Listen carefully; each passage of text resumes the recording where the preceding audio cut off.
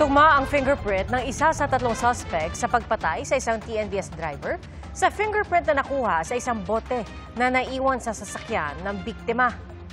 Saksi, si John Consulta.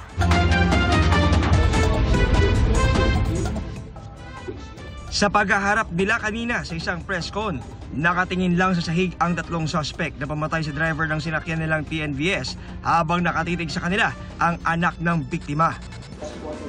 Sa press conference ng NBI, idinitali nila ang mga tinamong sugat ng TNVS driver na nauwi sa kanyang malagim na kamatayan. Ang nakalagay natin dun sa autopsy report is 2 stab wounds. Yun lang po yung confirmed.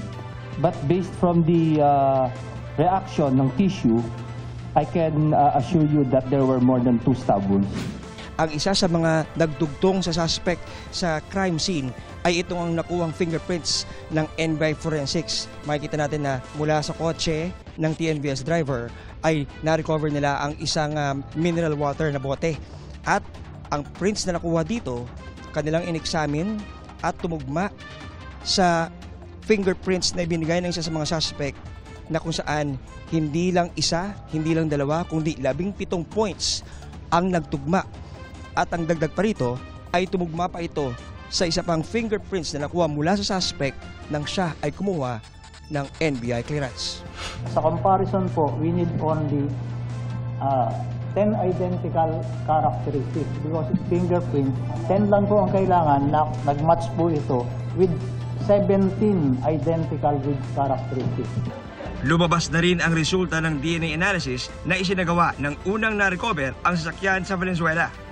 Na connect na po namin yung sample na nakuha namin sa sasakyan at yung sample sa pamilya at nag-match po ito sa tatlong anak po ng victim at dun sa nakuha naming unknown specimens. Natuklasan din ng NBI na isang araw bago nawala ang driver na si Raymond Cabrera, nasangkot ang isa sa mga suspect sa pang-hold up sa isang membro ng LGBT community. Sa isang motel, dun ho, hinold up po nila. Pero dahil nagkaroon po ng, yung isa po sa grupo nila is nahuli. So yung iba po, itong isa dito, nakatakas naman po. Once and for all, yung mga apps natin, like Grab, everything, makausap namin yung mga may-ari so that maturuan namin sila kung paano nila mapoproteksyonan yung kanilang mga driver. Di na nagbigay ng pahayag ang mga suspect. Mensahe ng pamilya Cabrera sa mga suspect. Diyos na po ang bala sa kanila. Para sa GMA Integrated News, ako si John Consulta, ang inyong saksi.